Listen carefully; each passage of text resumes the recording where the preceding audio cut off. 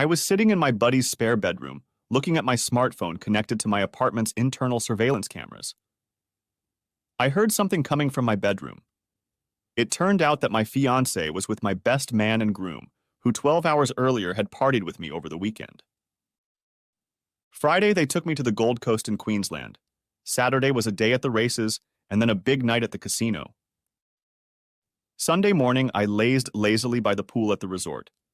Tom, my best man, and Carl, one of the groom's friends, said goodbye to us. They couldn't get off work on Monday, so they had to leave early to get back to Sydney. Toward noon, we were getting ready to leave again when hotel security paid us a visit. One of the cleaning ladies had found a bag of pills, called security, and they came and confiscated them. On top of several noise complaints from the previous night, they asked us to leave. No arguments from even one of my buddies who is a lawyer could change their minds. We tried to get rooms elsewhere, but accommodating 10 guys on a cup weekend on short notice was impossible. So we headed to the airport, tails up, and boarded a red-eye flight to Sydney. Arriving just before 11 p.m., we split up, but my two remaining fiancés wouldn't let me go back to the apartment. Come on, Adam, it's still your weekend. You're not going back to work until Wednesday, so come over to my place and we'll have a few more drinks. I was getting a little nauseous from all the drinking. However, I realized that the guys had put a lot of effort into this weekend, so I agreed, and we got in a cab to head to Tony's house. My fiancée Georgia was having her bachelorette party in Sydney. I tried to call her, but wasn't surprised when the message went to voicemail. I didn't bother leaving a message as I was sure she wouldn't be able to sort it out until morning anyway. Georgia moved in with me 2 months ago. Her lease was up. I had recently bought a 2-bedroom penthouse in the city, so it was silly for her to sign a lease for another 6 months. Her parents weren't thrilled about it, but we were supposed to be married in 3 months. They were strict Catholics, but they liked me, and I think the fact that I was the youngest executive in my bank to receive $1 million bonus helped. Back at Tony's house, the guys must have confused upstairs and downstairs, because within half an hour they were both snoring in the chaise lounges.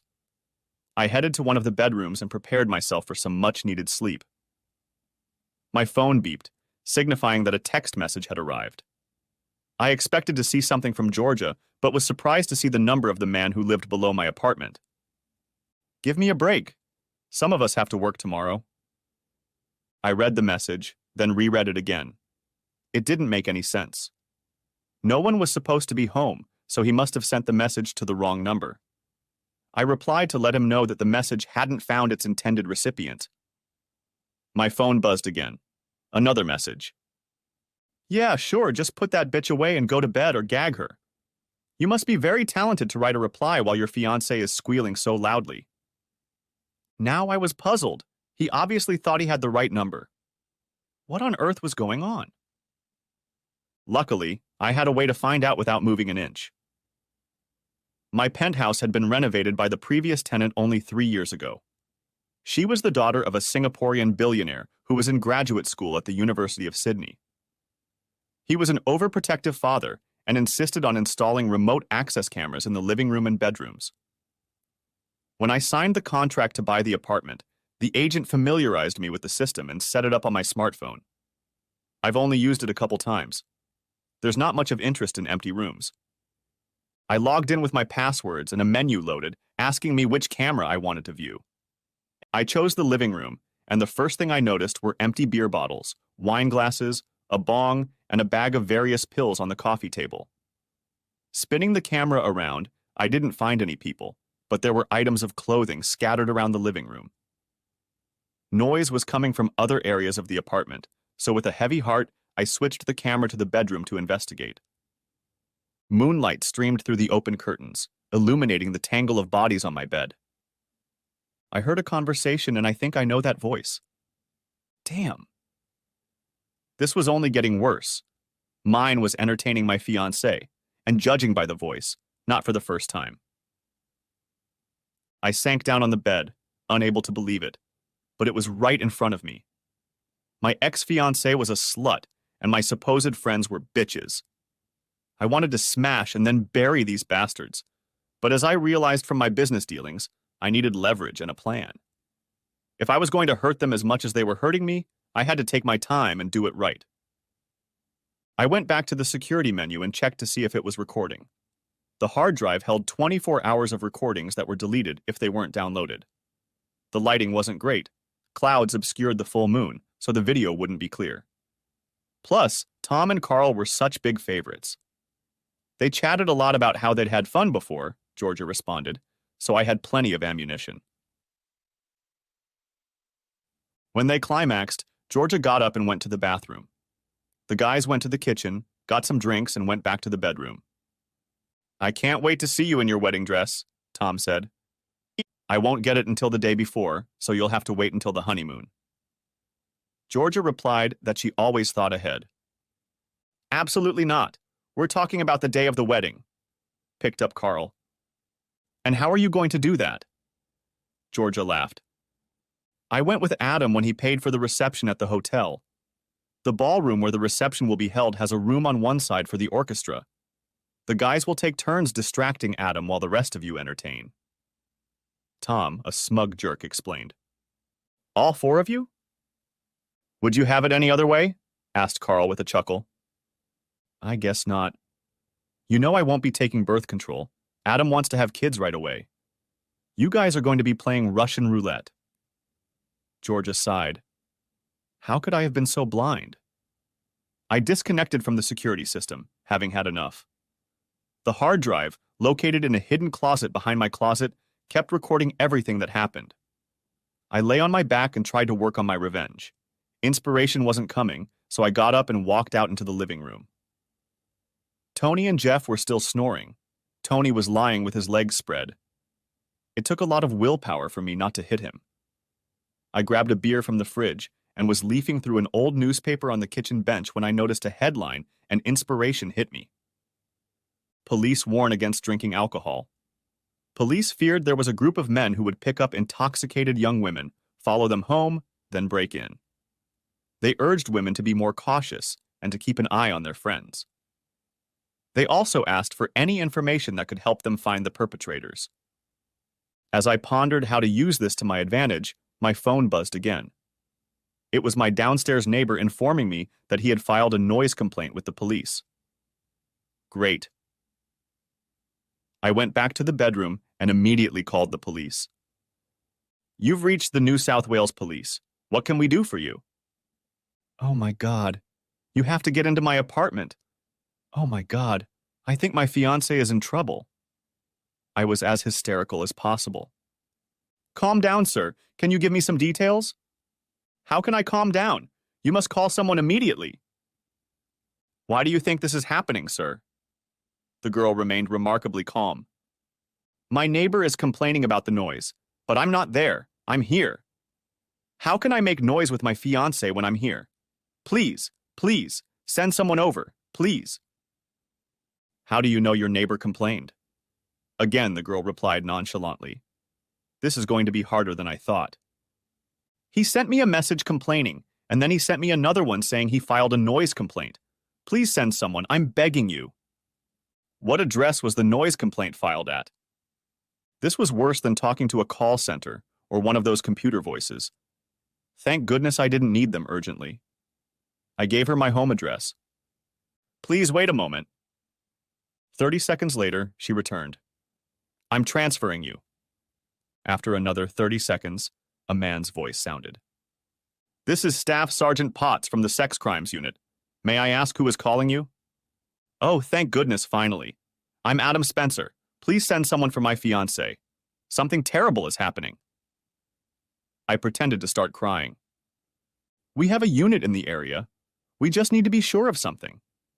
Is there any chance it's someone other than your fiancé, or maybe she has someone else there? Whimpering didn't help. Time to see if being pissed off would work. We're getting married in 3 weeks. What the hell do you think? If this procrastination hurts her in any way, I'll sue you and the department. I'll appear on every TV program, write to every newspaper, and use your name. Calm down, sir.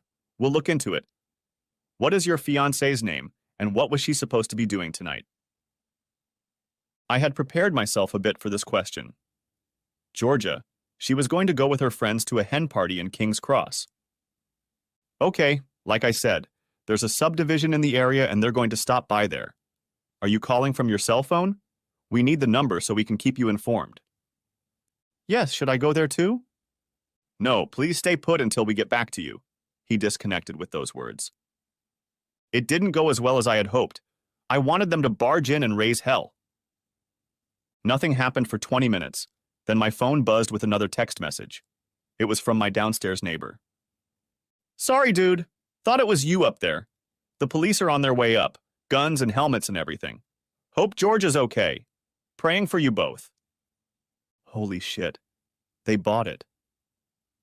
I logged back into security. I had to see this. I switched to the living room and moved the camera to the door. No action yet.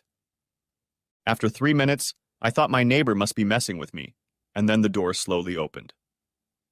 2 officers in bulletproof jackets with pistols at the ready entered the living room, combed through it, then signaled, and 4 more came through the door. I went back to my cell in the bedroom and all hell broke loose.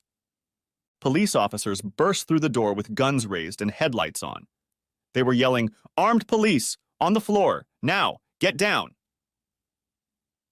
Tom and Carl didn't know what had gotten into them. Carl and Tom are on the floor. 2 policemen sit on their backs and handcuff them behind their backs. The boys finally regained their composure. "What the hell is this?" shouted Tom. "That'll be the last girl you see for a while." The policeman roared, pushing Tom against the door jamb. "What? She sure as hell didn't mind," Carl added. They led the boys out of the room. A policewoman entered and took control of a relieved and blanket-wrapped Georgia. Setting her down in a chair by the window, she began to speak softly, calming the confused Georgia. "It's all right, Georgia. You're safe now. The staff sergeant will call your fiancé and ask him to meet us at the hospital." "At the hospital?" "Yes, we will examine you. Would you like your mother to be there too? The hospital has a great team to help you through this difficult time. They have a lot of experience with victims." Georgia looked like a rabbit caught in the headlights of an 18-wheeler truck. "Victims! Victims!" she stammered. "It's okay, honey. They can't hurt you now. Just take your time. The paramedics will be here soon." This is going to be very interesting. Will she try to lie? The pressure on her will be immense. Or will she say it was consensual and show herself to be a slut? Everyone in this room will know she's engaged and about to get married. I switched the camera to see how Tom and Carl were doing. They were sitting in the living room in just their underwear. A plainclothes cop was asking questions about the drugs, but they weren't saying anything. "I think you've exceeded the threshold for personal use and have crossed over into the dealer category. That puts you in danger of at least 3 years in prison, and that's not considering other factors. Help us now, and we can all go to bed early." The policeman tried again. The boys sat with stone faces and remained silent. "All right, have it your way," the policeman turned to the other officers. "Take them to the wagon, bring them to the station, and call them on the phone." The armed officers picked the boys up off the floor and led them out the door. The second officer went to the bedroom door and gestured for the woman to come out. They huddled together and spoke softly, so I couldn't make out what they were saying. After they fell silent, she went back to Georgia and the other guy pulled out his cell phone and made a call. My phone started ringing. "Hello?" I tried to make my voice sound as anxious as possible. "Mr. Spencer, this is Staff Sergeant Potts." "What happened? Have you found Georgia? Is she okay?" "What?" My verbal barrage was interrupted by the sergeant. "Calm down, Mr. Spencer. We found your fiancée. She'll be taken to the hospital soon." "My goodness, is she all right?" "Yes, this is just a precautionary checkup. I will give you more details at the hospital. We should be at St. Vincent's in about 10 minutes. Call me when you arrive and I'll find you and give you the details of our surgery." Before I could add another crazy answer, he hung up. I hailed a cab and walked out of Tony's house. Things had worked out better than I could have hoped, but I wasn't sure how the police would take the situation. Would they believe Georgia or Tom and Carl? I would have to be constantly on guard to keep this cauldron from boiling over. At the hospital, a A constable met me and led me through the emergency room to a room off to the side.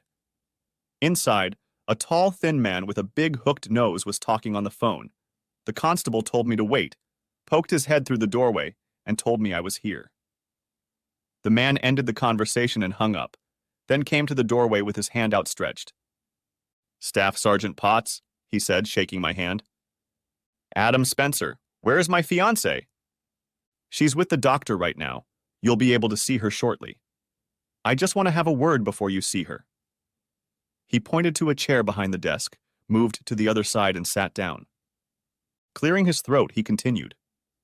5 armed officers entered your apartment this evening and detained 2 men. They are at the police station and are being questioned at the moment. Your fiancée? Georgia, I interrupted. Georgia is being monitored by medical personnel right now. Samples and statements are being taken from her. She'll be finished soon, but in the meantime, I have a few questions for you that will help us get the full picture. Is that really necessary? Of course, Georgia's welfare is more important than anything else right now. I want to see her, muttered I. And you will see, sir, but I need to clarify a few things first. He ran his fingers through his thinning hair, then leaned forward and asked, Where are you tonight? Why does it matter? I replied innocently. If you were home, Georgia wouldn't be here right now. Well, yes, I see. I was at a friend's house. I had a weekend away this weekend. We got back late at night from Brisbane, and one of my suitors insisted that I stay with him and another suitor and keep partying. Where was that? In Renwick, or one of the nearby eastern suburbs, I think. What time did your neighbor contact you about the noise? I don't know exactly. I'll check my phone. It should have a texting time on it. I pulled out my phone and looked at the messages. 11:45 p.m. I want to show you a couple of pictures on my phone. They show the men we apprehended. Please tell me if you've seen them before. Is this standard procedure? It's just a hunch. These 2 don't fit the profile of rapists. They look more like young office workers to me. He picked up his phone and started flipping through the images, while I tried my best to look stunned, then angry. What? Is this a joke? Why do you have pictures of Tom and Carl? Who are Tom and Carl? Tom is my best man. Carl is one of my best men. What do they have to do with this? They're the 2 naked guys we found in your apartment. Why weren't they at your party? They left Brisbane early. They had to work tomorrow. That's what they said. I slumped down in my chair. I tried my best to look dejected. A voice came from behind me. Excuse me, Mick, can I have a word? It was the policewoman I had seen in my apartment. Could you step outside for a moment, Mr. Spencer? I stood up and headed for the door, leaving my phone on the chair. I had it set to record my conversation with the sergeant, and knowing what they were talking about could be very helpful later. They talked to each other for a bit, and then both left together. I'll be right back with your fiancée. Sorry, Georgia. I pulled out my phone, plugged in my earpiece, and started listening to what they were saying. The policewoman began. We've done all the checks. I've written a statement, but she hasn't signed it yet. How do you feel about that? The sergeant asked. Well, that's why I haven't gotten her to sign it. It seems a bit odd. She definitely had an affair, but I don't think consent was an issue. Her story sounds like a TV script. Maybe we just caught her having one last affair before the wedding. I'm inclined to agree. The 2 guys in custody don't seem to fit the crime. They're smarmy creeps. Her boyfriend? I can't figure it out, but he looks like he's trying too hard to be shocked. How do you think we should proceed? Come with me and read Georgia's statement. Maybe you'll remember what I forgot to ask. I was a good cop, so before we get her to sign, you can give her a lecture on the penalties for perjury. Okay. How far can I go? Can she lose her temper? We're talking about someone who is a potential victim, even if we're not quite sure. That's what I don't like about her. I don't think she's traumatized. It's more likely that she's genuinely guilty, or maybe she's just worried about getting caught. I think you can scare her and get the real story out of her. Then let's go see it. The sergeant stood up, his chair scraped, and there was silence until I stopped the tape. I sat there, wondering what Georgia would do. I checked my watch. It was time to set the wheels of revenge in motion. I looked through my phone's contact list, selected a number, and dialed it. Harold, Eric Town speaking. Eric wrote in the business section. He was also in charge of a dirty little gossip section called CBD. No one admitted to reading it, but everyone did. I met him at a political fundraiser and we hit it off. Hey Eric, it's Adam. How the hell are you doing?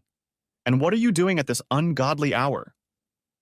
It's a long story I'll tell you later over a beer, but I just wanted to see if your column for tomorrow's issue is ready. I asked hopefully. Just now. I hate the beginning of the fiscal year. It's always awfully quiet on the gossip front at this time. Have you heard anything I should know? His interest piqued. Is it too late to tell me about it? It will be too late if you don't tell me at once. He always showed impatience if he thought he was missing any important news. It would interest you if two young geniuses aspiring to the board of directors were languishing in an interrogation room. Hell yes. That would be the best gossip I've heard in weeks. Can I use names? Please tell me I can use names, pleaded Eric. If you want to get sued, you can use names. It'll be strictly in the category of guess who. Don't get sued. At the end of his columns, Eric would put a section, Guess Who? Don't Sue, where all of his unsubstantiated, juicy information without names was placed. Every morning tea break in the city, small clusters of office workers would try to name names. Naughty boy? Now you know how I work. I need a backstory so I can make up my cryptic clues. Spill it, bro. Tom and Carl, said I, trying to keep my voice even. Your best man and stable boy? Are you buying your buddies? Who did they attack? Your mother? My fiancé, or should I say my ex-fiancé? I tried, but I couldn't keep the bitterness out of my voice. Oh. Eric fell silent. Something about his reaction wasn't what I expected. Did you already know about this? I asked. No, I guess I should say I'm not really surprised, he said cautiously. What does that mean? I raised my voice and got a stern look from a nurse walking by. Well, anyway, there have been rumors about Georgia and her boss for some time now. I couldn't figure it out, so I didn't bother mentioning it. She's having fun with her boss too? I half squealed again. Well, maybe, but the story was that she was offered as an incentive for potential clients, Eric said, embarrassed. Damn it. How could I have been so blind? It's called love, Adam. Anyway, do you want me to explode? That's exactly why I called to burn the bastards. Consider it done. We said our goodbyes and disconnected. A policewoman was walking towards me down the hall. She had a very good figure and walked with confidence. Women in uniform. She stopped in front of me. I'm Constable Haven. Do you mind if I have a word with you? Georgia will be here soon, and hopefully I can help you both get through this trauma together. Not likely, I thought. But I put on a smiley face and let her counsel me. It was a little tedious. Georgia walked over to me with Sergeant Potts beside her. I stood up and gave the appearance of a concerned husband-to-be. I moved towards them and took Georgia in my arms. She started to cry, and I stroked her back and head like a sad puppy, reassuring her and telling her that everything would be okay, that I would be there for her and all that. In the back of my mind, I was making plans. 3 of my wedding party were in trouble, but there were still 2 more to go. The 2 policemen gave me their business cards and we left. On the way home, Georgia sat and snorted and thanked me, telling me how wonderful I was and how much she loved me. Back at our apartment, I started cleaning up. Georgia seemed very eager to get me into bed. I mentally flagged that I needed to check in with the doctor. Come on, baby, I need you to hold me, Georgia said. I just want to get cleaned up and you go to bed. I'll be there soon. Fatigue must have come over her because she gave up and went to bed. I had a lot to do. First, I downloaded the video from my hard drive and watched it. It was perfect. From the moment they entered my apartment, it was obvious that no rape had taken place. 1 charge of filing a false complaint. Maybe if the prosecutor wanted to pervert the course of justice. They said they took the drugs from Tony. Later, they went even further. Georgia asked why they had so much, and they said Tony had just made a big purchase. He needed extra money, so they lent him some. They hope to double it in the next couple weeks when Tony moves the merchandise. Slam dunk. 3 counts of possession with intent to distribute. They might be able to find good enough lawyers to stay out of jail, but their business careers were in jeopardy. After that, the 3 of them went into business, and I still needed to find something on Jeff if he was involved. I'd originally thought I'd send the CCTV footage to the police around noon, but given that the sergeant was dead set against me, I decided to call now. At 3 in the morning, I thought I'd just get their message, but it would show that I wasn't trying to hide something. I dialed the sergeant's number first and was surprised when he answered. "Hello, Staff Sergeant Potts?" He sounded annoyed. I hoped I hadn't woken him up. "This is Adam. Adam Spencer. I met you at the hospital when I was picking up my fiancée. I didn't wake you up, did I?" "No, of course not. I work the night shift. I don't go to bed until 8 in the morning." His mood was not improving. "Look, I don't want to take up your time, but Mom," I paused, as if trying to hold back. "There are 3 security cameras in my apartment, hooked up to a hard drive." I snorted and cleared my throat. I needed to try and sell this. "Ah, yes," he said, interested. "Why didn't you say something before? Were you looking at her?" I could almost see him suddenly sit up straight, leaning forward expectantly. "I guess with everything that's been going on, I must have forgotten. Me. I paused again and blew my nose. "I'm sorry. It's hard. You know." I looked at him and... I stopped completely, and the sergeant bit down hard on the bait. "What? What did you see, Adam? Adam? Are you still there?" I don't think it was a rape. Oh my God, they came in together, laughing and kissing." I let out a strangled cry and pretended to sob. "And the drugs had nothing to do with it?" demanded the sergeant. "I didn't see much after that, but they were putting them on the coffee table." I lied. "I need to see that tape. There are 2 high-powered legal eagles here, making a fuss about lawsuits. And can you send it to me?" "I think I can email it to you." "Wait, I'll give you the address. We need to get it fast."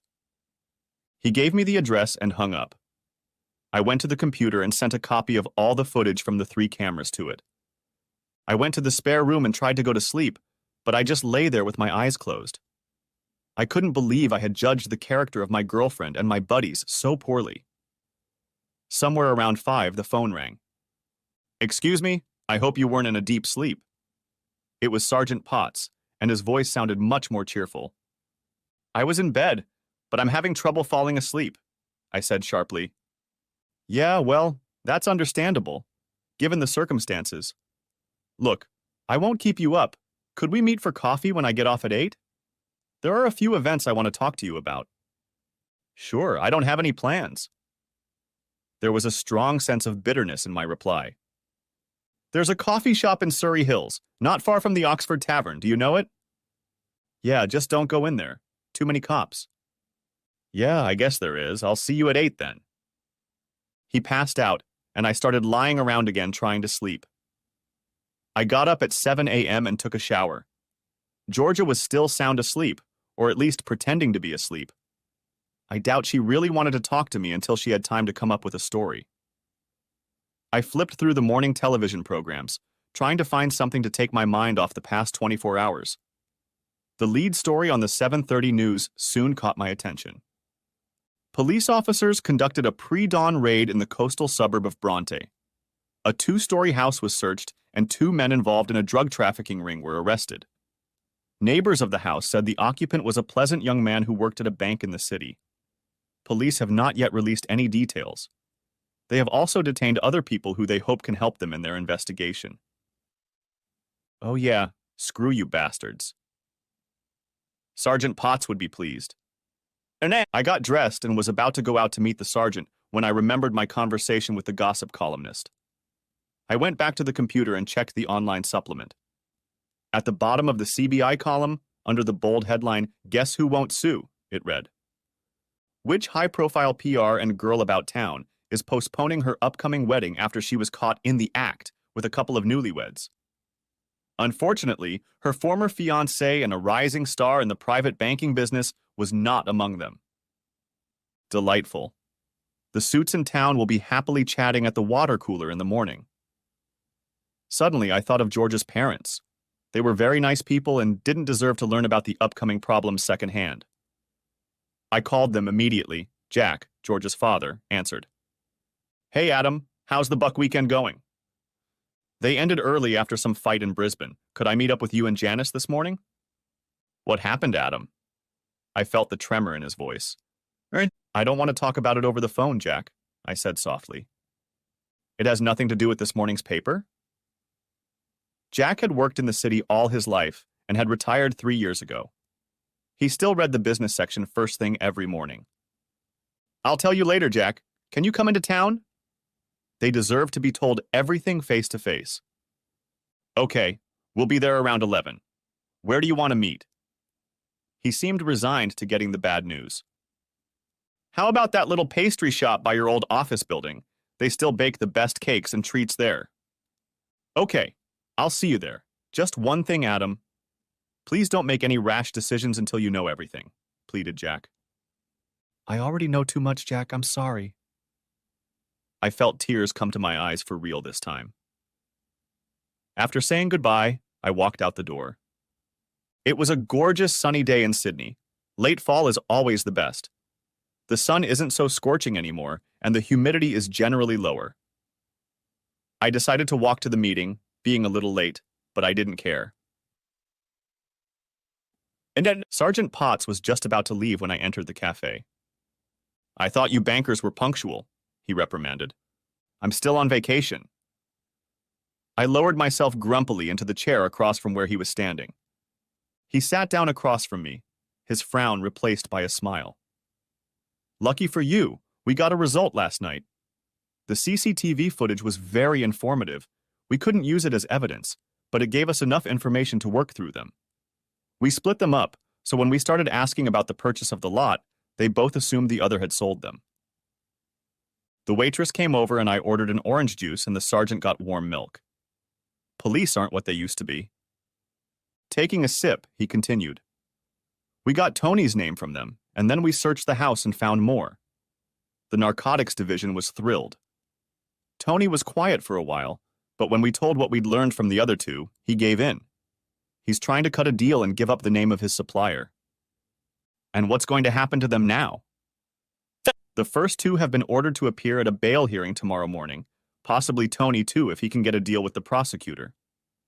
A public hearing? I asked hopefully. Oh yeah, he grinned. Their lawyers are trying to get an extraordinary hearing, but the prosecutor wants it in the media.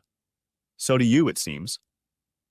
He lifted the neatly folded Morning Herald from his lap, unfolding the CBI column. I don't know what you mean. I tried to look innocent. A likely story. I wonder if your surveillance system has remote access. He leaned back in his chair with an amused expression on his face.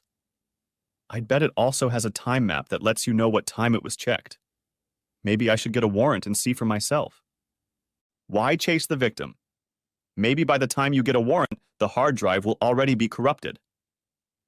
The sergeant's smile turned to laughter, and when he got himself under control, he sat forward and said in a low voice, Keep your shirt on, Adam. You've just confirmed my suspicions. I'm not interested in you, but I want to know what you want to happen to Georgia. What do you mean? Well, you could be charged with perjury. Of course it won't be charged. I'm sure she can get it dismissed as a first offense, or maybe we'll just forget about it.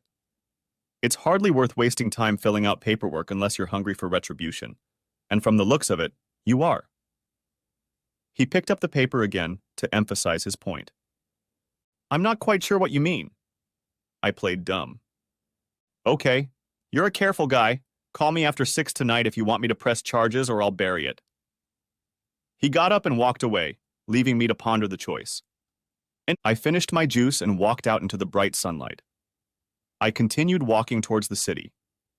The next part of my revenge was to show up to work disheveled and depressed. This would leave gossip readers wondering who was involved. Humiliation would be no fun for me, but I guess it was one way to ensure that Tom and Carl's spots at the bank would soon be vacated. When I entered the lobby of the bank, it started with one of the guards elbowing another and pointing in my direction. This continued as I walked to the elevators. I got on the first one and was joined by several others. The mailman rushed in with his cart just as the doors were closing. Obviously, he hadn't read the business section of the Herald. "Adam, how was your weekend?" The secretary pretended to lose her balance and kicked the cart into the mailman's shins. "Ow. Careful, miss." The elevator stopped on the next floor, and he got out, still rubbing his shins. For the rest of the ride, the others were silent. They suddenly thought the floor was very interesting. I was going to the top floor, since I was hoping to get to the CEO's office, and by then, the only one left there was the receptionist, who silenced the mail guy. Just before she left, she put her hand on my shoulder and I turned to face her. "I'm sorry about what happened. If you need someone to talk to or cry to, here's my number." She shoved a slip of paper in my hand and then walked away. I looked at the number. I hadn't seen her write anything in the elevator, so it must have been written earlier. I rolled up the note and tossed it in the nearest trash can. I think she probably had a whole stack of them in her pocket. I headed for the CEO's office. His secretary was a formidable woman with a sharp tongue. She sat behind a high desk and looked at people through glasses fixed on the tip of her nose. I walked into her office and she lowered her eyes as befitted her, ignoring the intrusion into her day. I waited for her to stop her intended task. I earned her wrath for speaking before she did. She raised her head like a cobra waiting to strike, but softened when she saw me. "Adam, darling, what are you doing here? You have 2 more days off." I'd never seen or heard her be the least bit conciliatory, let alone call anyone darling. I was just wondering if I could see Mr. Turnbull for a moment." I felt myself blush at her sympathetic look. "He's taking a break between calls right now. I'll just see if I can do that." She slid off the chair and walked over to the door, knocked and peeked inside to ask. I had never seen her standing, and she was quite short, which explained the presence of the chair and table. She came back with a smile and said, "Mr. Turnbull will be right with you. Just have a seat." She climbed back into the chair and I sat down. She went back to her work, then stopped and looked up again. She opened her mouth to say something, then stopped. I could almost see the wheels turning in her head as she contemplated continuing. Eventually, speech took over. "I was abandoned at the altar. At least you found out about it in time." As soon as she said it, I think she regretted it. Before I could think of a response, her head bowed again, and she went back to work. Well, if I convinced her, then it should be easy with the CEO. Mr. Turnbull came to the door and invited me in. He was a tall man with short-cropped curly hair that had grayed at the edges. He kept himself in shape and could often be seen jogging in the park at lunchtime. He returned to the chair at his desk and gestured for me to sit across from him. "Adam, I wasn't expecting to see you this morning, but given the circumstances, perhaps it would be best if we hear the story from you today, rather than later in the week." I was silent for a moment as Turnbull shifted uncomfortably in his seat. "Which means that, if there's anything you want to tell me." Mr. Turnbull seemed to be quite nervous, which was unlike him. But there was no point in procrastinating. "I came here to ask you for time off for the rest of the week, as I am currently dealing with some personal issues. But since these personal issues concern other employees of the firm and the PR firm hired by the firm, I suppose you have a right to know." "Yes, otherwise I wouldn't be asking." Turnbull defended himself. I took a deep breath and cleared my throat for a moment, then began my hatchet job. "Last night I got back to Sydney from a weekend retreat my father was hosting earlier than planned. I was at one of my fiancé's house when I got a text from a neighbor about a noise coming from my apartment. At first I thought he had the wrong number, but when he continued to persist, I called the police, figuring someone had broken into my apartment, and maybe Georgia was in trouble. The police arrived and entered the apartment where they seized drugs and found my fiancé with Tom and Carl. I stopped, pulled out a handkerchief, blotted my eyes, and wiped my nose. There were no tears, but the impression was left wanting. Oh dear, muttered Mr. Turnbull, seating himself forward at his desk and eagerly awaiting the continuation. Tom, Carl, and another of my suitors, Tony, are now in custody. Oh dear, not good for the firm. Not good at all. What did Georgia say about it? I don't know, I haven't spoken to her since I spoke to the police this morning. Oh dear, a terrible case, a terrible case. It's safe to say we're not going to let those two back through the front doors again. Take as much time as you want, call me on Monday, and we'll talk further. He leaned back in his chair, pulling away from me with visible relief. At that moment, the whole picture became clear to me. I walked toward the door, glad that Tom and Carl would be out of a job.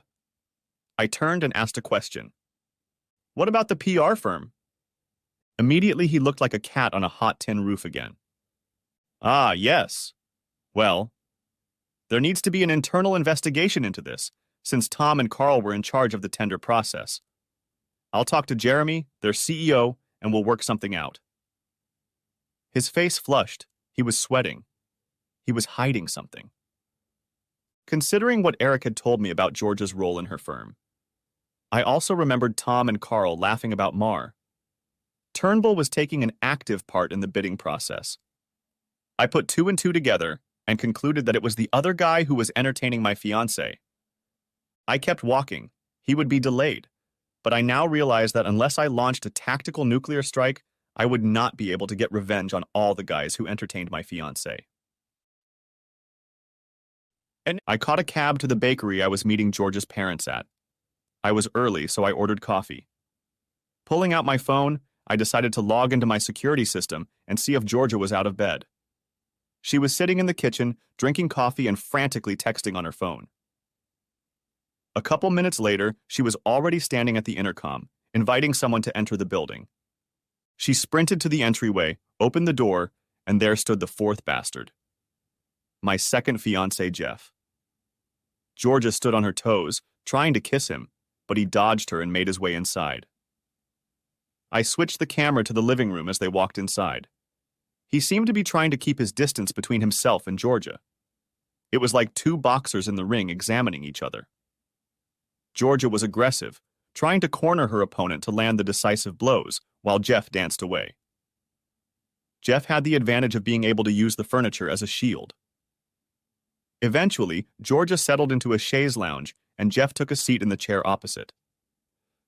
I couldn't hear what they were talking about since, being in a busy public place, I didn't have the sound on. She threw herself at him, wrapping her arms around his neck and resting her head on his shoulder. I looked up to make sure her parents hadn't arrived yet, and when I looked back, the picture had subtly changed. At that moment, there was a knock on the glass of the window I was sitting near, and Georgia's father waved his hand, heading for the door. Squeezing through the crowd of people waiting for their coffee, Jack made his way to the table. He was alone. I stood up and shook his hand, then we both sat down. Your wife isn't coming? I asked. No, after reading the CBD, I decided it would be best if I came alone. Janice has been having high blood pressure lately, so I left her at home, he said, motioning for the waitress to bring coffee. Yeah, you're probably right. Adam, and that slanderous little shit got it right, because I think you should sue him. Jack, suing would cost a lot of money. It wouldn't get in the papers, and it's unlikely to be successful since it's true. What do... The waitress came in with coffee, and he waited for her to leave. What do you mean by saying it's true? Last night, the police broke into my apartment after a noise complaint and found my best man and one of the groomsmen doing it with Georgia in our bed. I said quietly, They must have made her do it. He tried to remain calm. They thought so at first, but it turns out they didn't. Don't be ridiculous. It's just ridiculous. My daughter would never do anything like that. The calmness faded away, and he was nearly foaming at the mouth. I'm sorry, Jack, but the pictures don't lie.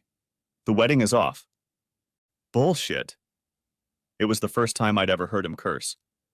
People fake pictures all the time. Jack was a seeing is believing kind of guy, and I didn't want to offend him, but I wasn't going to be the bad guy either. I picked up my phone and swiped my finger across the screen. Opening the browser, I found the security footage again. It doesn't mean anything? It was probably staged with an actress. He placed my phone face down on the table. This is a live feed from my apartment. It's happening right now. What kind of sick freak are you? I'm so glad Doris wasn't here for your deranged fantasies. When I tell Georgia, she won't touch you within 10 feet. He started to rise from his seat. Sit the hell down, Jack! I shouted, causing everyone in the bakery to turn in our direction. He sat down with a stunned expression on his face. I know I'd never swore in front of him before, let alone scolded him. Give me your phone. He wouldn't budge. Now, Jack. He gave me his phone. And I looked through my contacts and found Georgia's number. I pressed the call button, then flipped my phone, which was lying face down on the table. The action on the screen stopped as Georgia reached for her phone on the coffee table. Jack flipped the phone over, slumping down before my eyes. He suddenly looked very old and frail. I'm sorry, Jack, but you should have known. I hope you don't lose too many deposits, but 3 weeks before the wedding, I'd say you will. You and Janice don't deserve this, but I can't go through with it. He cried, but didn't say anything, just nodded. He wiped his eyes and asked in a whisper, Have you told her yet? No. She was asleep when I left this morning to meet the policeman in charge of the case. Good God, she doesn't know that you know and she's with that guy again? It's not the same guy. Come on, Jack, let's get out of here and take a walk in the park. We both need some fresh air. I left my coffee money on the table and we left. We walked for half an hour, talking about everything but Georgia. He had already calmed down and wanted to go home, so we walked over to the cab stand. When are you going to tell her? Asked Jack. When she has a spare minute. It was hard to keep the bitterness out of my voice. Jack turned away. Part of me still loves her, Jack. Part of me thinks this is a nightmare that I'll wake up from, and everything will be the same. That's what makes me feel so awful, because the rest of me wants to destroy her, and all the men who touched her. You can let me know before you do that, because I'll come and get her. Take her home. Tears came to her eyes again. A father can't stop loving his daughter. Yeah, sure, Jack. I'll let you know. We shook hands awkwardly, and he got into the first cab he could find. I turned around and continued walking, contemplating my next move. I found a quiet spot in the park and checked the CCTV footage again. The action had stopped. Georgia was wearing her robe again, and Jeff was tying the laces on his shoes. He really was a stupid bastard. He was engaged to the daughter of one of the richest women in Australia. Penny Rainhill was the daughter of Jackie Rainhill, who, along with a Chinese consortium, owned the 3 largest iron ore mines in the Pilbara, Western Australia, as well as one of the richest gold and copper deposits ever discovered in Australia. She is now on the list of the world's richest women, with a fortune estimated at $6 billion. Of course, Penny was not stunning, but she possessed good proportions. She was not obese, but she was very well-rounded. She had chubby cheeks on her face that almost glowed a bright red light if she got tense or drunk, and to top it all off, she wore curly red hair that could be described as unruly.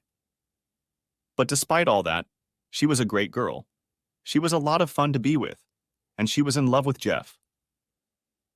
You can marry more in 5 minutes than you can earn in a lifetime, was my father's favorite saying. I might not be able to accuse Jeff of anything, but I was sure I could ruin his upcoming wedding if Penny looked at my surveillance tapes. Jeff worked for her family company too, so I guess his job would be over too. This was my revenge, except for my boss, but I had a plan for that too. All that was left was to get Georgia's cooperation, and I think I had something to make sure she met my needs. Heading home, I was very curious to see how Georgia was going to handle our situation. When I got home, Georgia was gone. I wasn't expecting that, but it delayed the impending confrontation a bit. Besides, it gave me time to make a commercial for Penny. Jeff's conversation with Georgia when he arrived was also interesting. He was sent by Carl and Tom's lawyers to find out what she had told the police. A charge of witness tampering came to mind, but there was no point in that. Penny would probably come up with a far more heinous punishment. I was making dinner around 5 p.m. when the apartment door opened. There was the clatter of heels on the wooden floor, and Georgia and one of her bridesmaids, Shelley, walked into the living room. Apparently, it was a matter of safety in numbers. They saw me in the kitchen and headed toward me, and as they got closer, Georgia opened her arms to hug me and said, "Adam, honey, how are you there? We were so worried." She snorted as if holding back tears. I didn't respond to the hug, continuing to keep my arms at my side. I tried to keep my voice steady. "I've been busy talking to the police, my boss, and your father." Georgia tensed, caught off guard, but she held on manfully. Shelley came to explain how they spiked my drinks at the bachelorette party and I got kicked out of the nightclub. Tom and Carl were there and offered to drive me home, and that's when they took advantage of me. She tried to hug me again, but I pulled away. "Really? Is that what happened, Shelley?" I said sarcastically. "Yeah, just like Georgia said. It was just a little fun that got out of hand." "And you served her coffee before she entertained Jeff this morning." "Oh, that was delightful." Shelley opened her mouth, trying to comprehend my words. Georgia took a step back as if I'd hit her. She looked wildly back and forth at Shelley and me, trying to think of what to say. Shelley was the first to regain her speech. "You're on your own now, girlfriend," she hissed, turning and walking toward the front door. Georgia tried to grab her to hold her in place, but Shelley shoved her off, unleashing a parting volley at her. "I knew you were a party girl, but I didn't realize you were such a slut." The door slammed shut, and Georgia and I were left alone. She turned to me again. Now she was crying, and it would be better to say sobbing. She mumbled how sorry she was, and how I should have stayed with her in the morning, and then this wouldn't have happened. Why did it always have to be someone else's fault? "Will you just shut up?" I shouted. "Do you really think I care about your excuses and lies?" "But I was drunk, and I was upset this morning, and that's only twice. I'll be good, please." You really are pathetic. I took a long puff to finish the beer I'd opened earlier. "Only twice?" I tried to imitate Tom's deep voice. "God, I missed your ass so much." And then George. And you, Tom, too. Once again, a shocked expression appeared on George's face. But how?" Apparently her tongue had been overworked from the night before. "Remember when you moved in? I told you about the security system and the cameras?" "Yes, but you said you didn't use them." "I don't use them, but they still work 24/7. I thought the police would want a copy for proof, but unfortunately, it only confirmed that you are a lying whore." The tears were flowing for real now, a steady stream streaming down her face. She was squatting, leaning against the wall. She looked pathetic. Small and sad and pathetic. I decided that I would ask the sergeant to forget about the perjury charge, but I wouldn't tell her about it until I could figure out why she had done it. If she even knew. I walked over and lifted Georgia to her feet and helped her to sit at the kitchen table. She tried to cling to me, but I pulled away, grabbed 2 beers from the fridge, and sat down across from her. Opening a beer, I set one in front of her and took a sip from mine. "I want you to know that we're done. Okay?" She nodded her head. "The policeman wanted to know if I wanted him to charge you with perjury. I have until 6 o'clock tonight to let him know. So you have half an hour to answer my questions truthfully, and I'll tell him to forget about you." "Please, Adam, don't," I interrupted her. "Answer my questions or wait for the police." She nodded her head, took the beer I'd brought her, and took a long sip. "A friend from town told me you slept with your boss. Is that true?" Georgia nodded her head again, wiping her tears with the back of her palm. "And for how long?" "About 9 months, she replied, snorting loudly. "You were only there for 10. What the hell?" "I was recruited into a new strike team. We were supposed to be the head part of a push into the corporate market." Georgia snorted. My boss, Jeremy, called me into his office a month later. He wasn't happy. She snorted again. We applied for 3 corporate clients and missed every one of them. Georgia stopped and took another drink.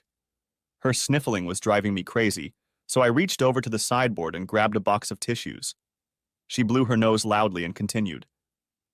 Jim said he didn't think I was contributing enough to the team. I told him I was working harder than the others. He went around his desk and stood in front of me. He said that I was hired because of my considerable strengths and that it was time to flaunt them. Exactly. Why did you put up with that? It's normal for you. You're the miracle child, the youngest guy to get $1 million bonus. I was on my 3rd job in 2 years, and I wanted to make a name for myself. The tears were forgotten as anger surged through them. Entertaining your boss? That's one way to get a reputation, but not a very good one. I brought them 4 big bills. I couldn't believe she was bragging about being a corporate whore. And now they're going to throw you to the curb, and you're going to have to start turning tricks for real. I don't think so. Jeremy wanted backup, so I had to secretly record some of the meetings. I kept copies to cover myself. Now that was interesting. If I could get a copy of her and Mr. Turnbull, I might be able to screw the jerk. Where do you keep the copies? I asked, hoping it wasn't at work. On my desk at work. Shit, I exclaimed, slamming the beer bottle down on the desk. What's the matter? Georgia looked startled. I'd like a copy of one with you and Mr. Turnbull. I stood up and walked over to the window. I turned around and gave her a hard stare. Well, how did you figure that out? She finally asked. It's obvious, isn't it? You share your assets to get new customers. Our bank is a new customer. That's all you want. If you're so desperate to see it, I'll go to work and make a copy, shouted Georgia, standing up abruptly, causing her chair to fall over. She stomped over to the hall table and grabbed her keys. You're not going through the front door, I called out to her. She stopped and turned to me. What do you mean? Your boss will cover his tracks. You'll be met at the door by a guard with a box of your stuff. There's no way they'll let you near the computer. Georgia bit her lip. She always did that when in doubt. Tossing her keys on the desk, she walked back to me and disappeared into the office. I walked to the door and peeked inside. Georgia was sitting in my chair, booting up my computer. I can remotely access my computer, she announced triumphantly. I continued to watch as she typed in the access code, then repeated it and typed again. Her shoulders slumped as she realized I was right. She was locked out. Damn idiots! She slumped back into her chair, apparently beaten, then sat back in it with renewed enthusiasm. There's a back door to Jeremy's computer that I used to put video files on it. Yes, I'm in. I moved behind the chair. Copy everything. I said, you need leverage to negotiate a severance package. More importantly, I needed to screw up my boss's life somehow. I walked out, leaving her, and about 20 minutes later, Georgia came out of the office, grinning and waving a portable hard drive. Found all the fun stuff. Did you get copies of his incoming and outgoing emails? I asked hopefully. Yeah, but I thought... I raised my hand. Stop. I've seen so much of you in action in the last 24 hours that I've had enough for the rest of my life. I just want to back up in case the bank starts coming after me too. But, I thought, maybe we could try again? Sell everything, move abroad, start fresh? Unfortunately, there's nothing fresh about you, Georgia. When I saw you with Tom and Carl, I thought maybe you were drunk. But today with Jeff? You need help, but I'm not going to stick around to see the results. She cried again, and I walked over to her and picked up the portable hard drive, then walked past her into the office. Georgia ran into the bedroom and I heard the door slam. The hard drive was better than I'd hoped. It turned out that Jeremy and Mr. Turnbull were old high school friends. They had sent each other many letters about Georgia and her talents. However, that wasn't even the most interesting part. It turned out they'd conspired to defraud the bank. Mr. Turnbull wanted to replenish his pension fund, so he asked Jeremy to inflate the tender price for a PR contract. He approved it, But Jeremy only put the right price on the company's ledger. They took the difference and split it 50-50. I called Sergeant Potts, he answered on the second ring. I thought you'd forgotten, he said. I looked at my watch, 6:05 p.m. No, just wanted to make sure I made the right decision. So what's up? He asked, yawning. Don't confront her. I think she'll be uncomfortable without it. Do you know anyone in the fraud squad? Perhaps, he answered cautiously. Why do you ask? I'll tell you later, I replied, evading his question, not wanting to reveal too much. Oh dear, he grinned. Who will end up as the recipient this time? We'll wait and see. Saying goodbye, I hung up the phone. Then I called Georgia's father to come and pick her up. I wanted to sleep in my own bed tonight. Then I downloaded a copy of the morning session with Jeff and Georgia and sent it to Penny, his fiancée. It was harder than I thought it would be. I agonized over the send button before clicking it. It was going to hurt, but hopefully keep her out of more trouble. Jack arrived about 40 minutes later. It took a while to convince Georgia to come out of the bedroom, but eventually she did. I gathered her clothes, and they left.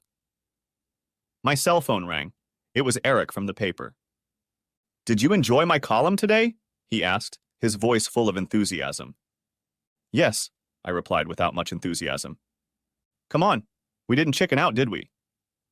I wanted to get back at them, but I hurt others too. I thought of Jack and Janice. There's always collateral damage in war. Who do you want me to nail tomorrow?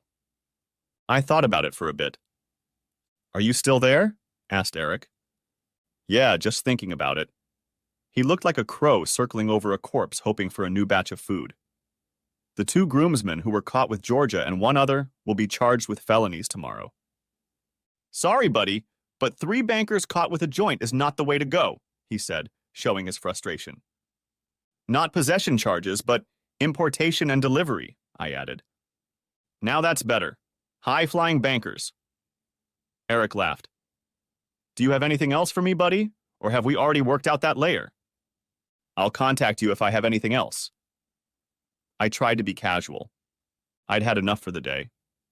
I turned off the phone, disconnected the landline, closed all the blinds, and tried to get some sleep. At 9:30 the next morning, someone knocked on my door. I got up and went to answer it. It was Greg, the building caretaker. Adam, dude, what's wrong with your phone? I've been trying to call you. I just turned them off. I wanted to get some sleep without interference. What's the matter? Said I, a little annoyed. Those guys have been waiting for you downstairs for an hour. He stepped back, and I saw one guy in a security guard uniform holding a box and another in a suit. The suit was holding a piece of paper. Mr. Adam Spencer? Yes, I replied. I'm from the bank's legal department. I'm here to inform you that your contract with us has been canceled under Section 112B. In other words, you have given the bank a bad reputation. Your contract will be terminated. I have a severance check for 2 weeks' pay, and James has the personal items from your desk. He handed me the check, and the guard set the box on the floor. I was stunned. They were already halfway to the elevator when I came to my senses. Wait a minute. 3 weeks ago, I signed a new contract that guarantees me 9 months' salary plus 50% of my last bonus. I shouted after them. I don't know anything about that, sir. If you want to deal with the bank, I suggest you see a lawyer, Suit said, following the guard to the elevator. The building manager shrugged and followed the others. Sorry, buddy. I picked up the box and carried it inside. It only contained the contents of my desk drawers and a few photos. I wasn't going to let these creeps get away with this. I called the lawyer who had checked out my recent contract before I signed it. From what I understand, your new contract is effective immediately, but knowing the legal documents, you can challenge any option. Have you been paid yet? He asked hopefully. No, the money is due in my account this Thursday, replied I. Well, so that's why they're trying so hard. They want you to fight for them. How do you want to proceed? I can start the trial right now, and we can have a preliminary hearing as early as the end of this month. Damn lawyers. Is there any way I can have a chat with my boss at the office before then?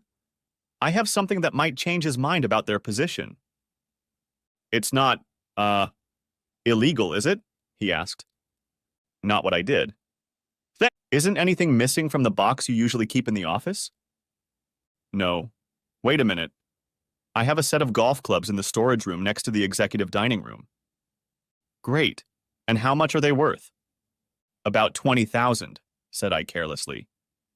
Bullshit. Are they gold-plated?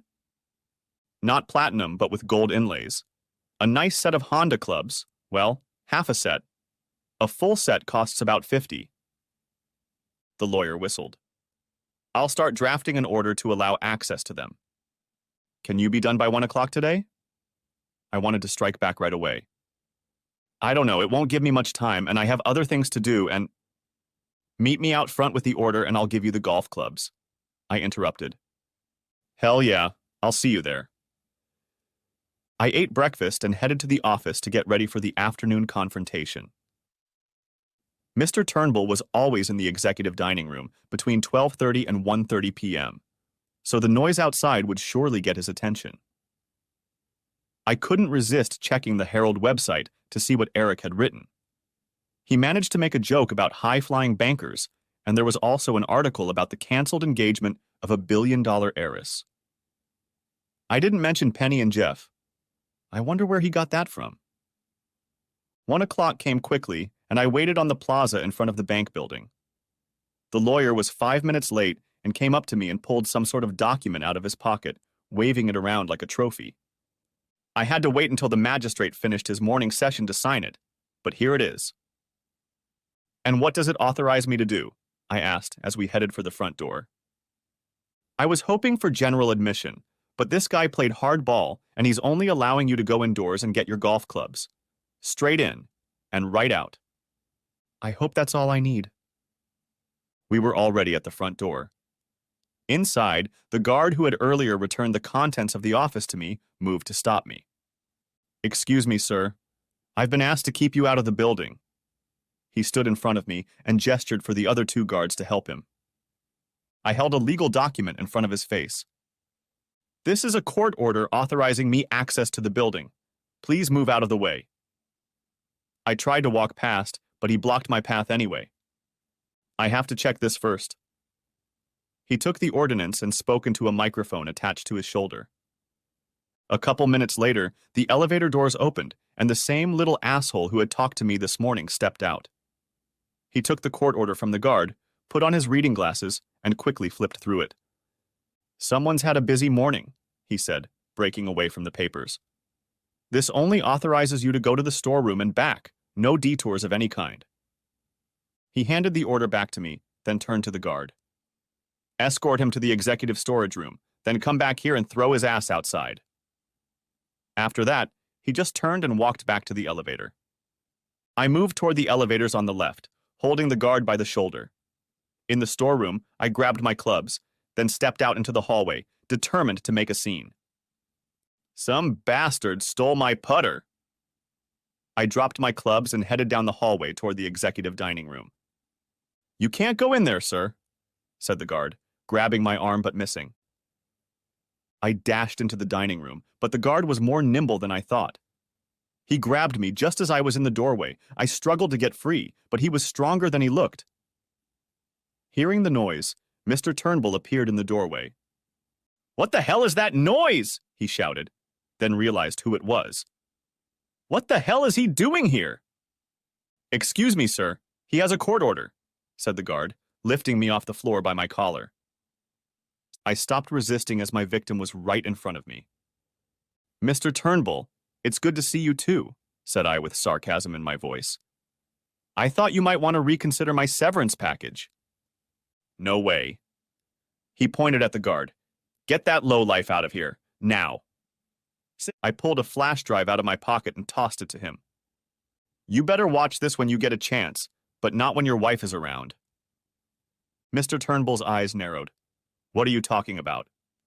Call Jeremy and he'll tell you. I spat. What if he leaves here? The mention of Jeremy's name didn't startle him. Apparently, he figured the matter was settled. Putting the flash drive in his pocket, he walked back into the dining room. The guard began dragging me down the hallway. "You have 24 hours. I think you have my cell phone number." I shouted towards the closing door. I grabbed the batons on my way back. The guard didn't let go of my arm until I was on the front yard. My parasite, my lawyer, was already waiting and returned my clubs to me. I was quite happy. If I got the deal I signed up for 3 weeks ago, I could buy another set. I was a little worried when I didn't hear anything before going to bed. At 11:30, my phone beeped for a text message to come in. "Meet at Centennial Park Coffee Shop at 6:45 a.m. Gotcha." The next morning, I headed to the park at 6:30, hoping to get there first. Apparently, Mr. Turnbull had the same idea, as I walked on one side and he walked on the other. We huddled awkwardly together, keeping about 3 meters apart. "What do you want for the tape?" he asked angrily. "What I'm owed under the new contract." I answered him in the same way. "That contract doesn't run until Thursday." "That's a disputed fact, and I don't have time to deal with our court system." "I never took you for a blackmailer," he roared, his face reddening. "I never mistook you for an asshole who entertains his employee's fiancée," replied I. We stood there scowling at each other until Mr. Turnbull backed off. "Okay, but I need the photos and any copies you have." "Easy. You'll get the photos when I have a signed document from the bank confirming my eligibility." "You'll get them today." He turned to leave. "One more thing. I want the little legal eagle you sent yesterday to bring the documents." This was going to be fun. "Anything else?" he asked sarcastically. "No, that's all I want," said I, smiling. "Nah." He stepped back a little and then came back closer this time. "You know you'll never work in this town. No, let it be this country.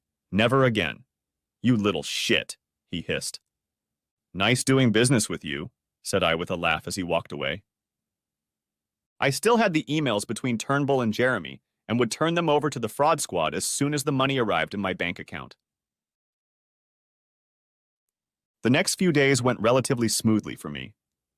The next morning, a shitty little legal eagle from the bank showed up on my doorstep with some forms for me to sign. He left me a copy and told me the money would be paid on Thursday.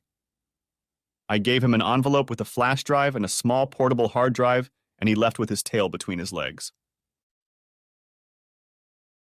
Thursday morning, Jack and Doris came over and picked up the rest of Georgia's stuff. They had a problem with Georgia. She got drunk and went to her boss's house to give him a scandal in front of his wife. They called the police, who warned her to go home and then picked her up for DUI. She tested the system and immediately lost her license. Tom, Carl, and Tony were released on bail, but the prosecutor turned out to be a hard ass. He appeared on corporate morning television.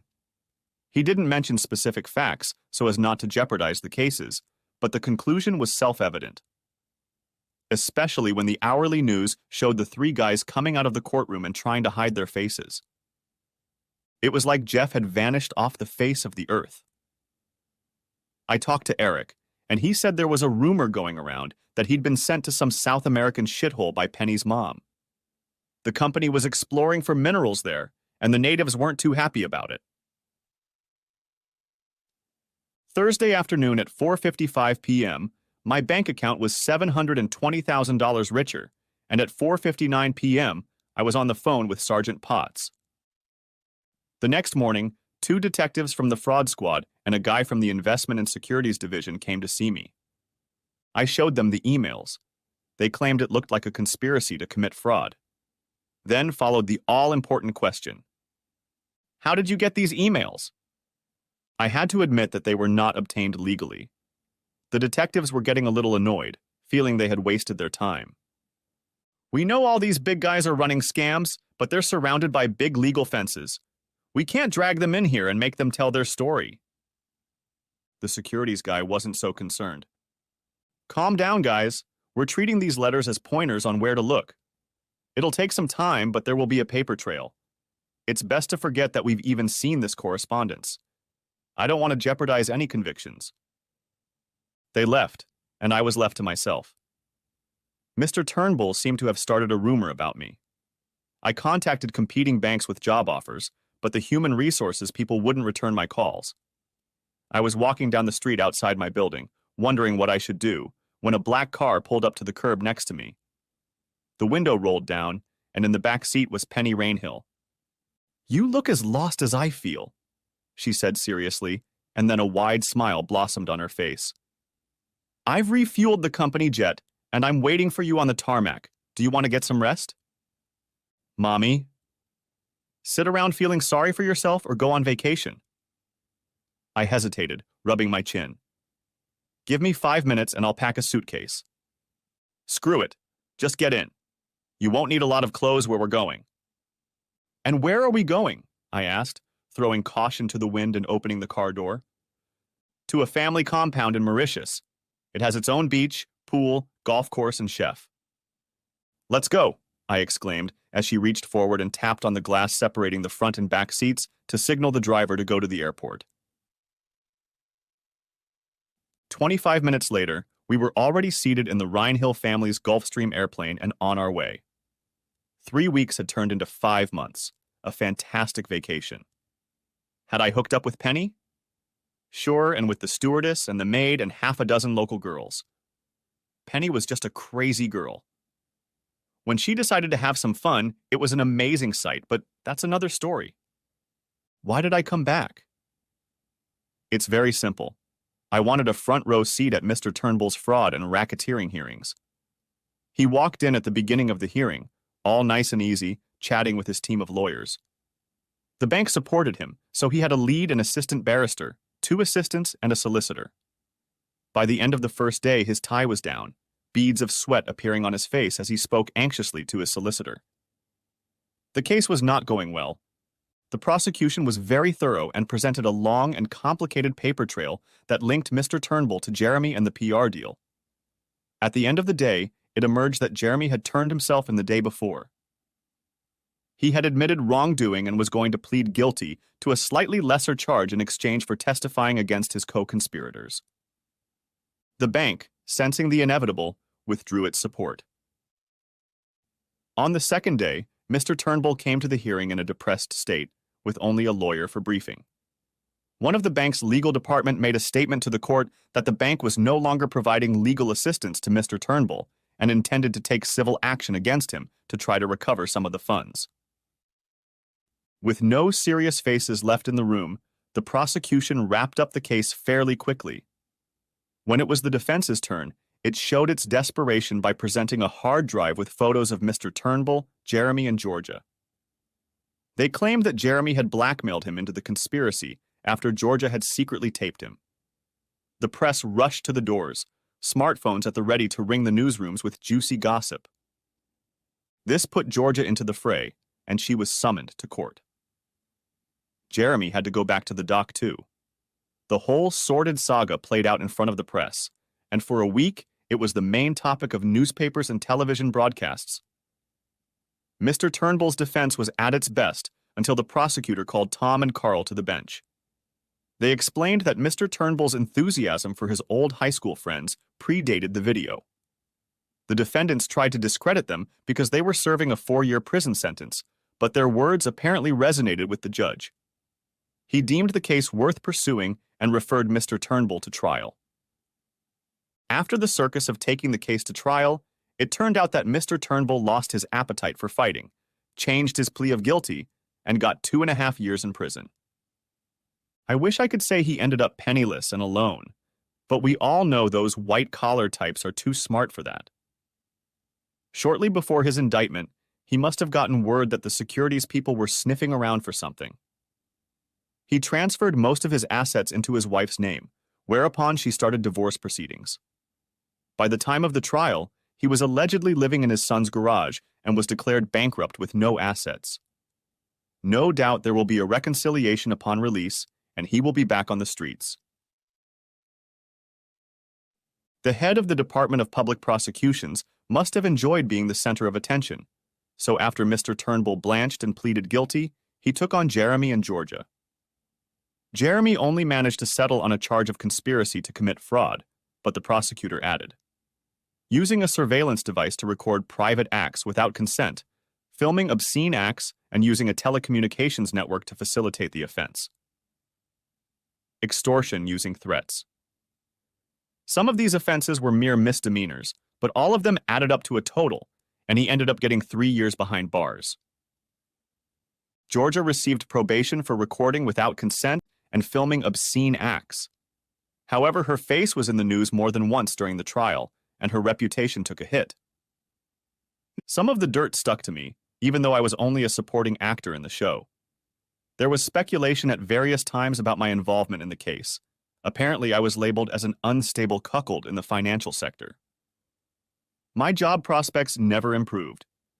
So, if no one gives you a job, you have to create your own. I started a venture capital business specifically for environmental projects.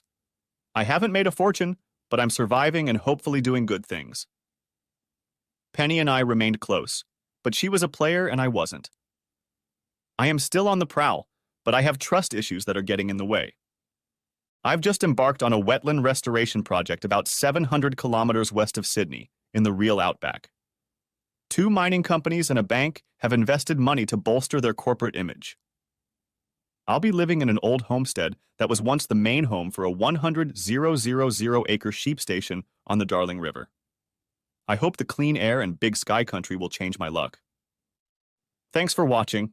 I hope you enjoyed it. So subscribe to my channel and watch the next video.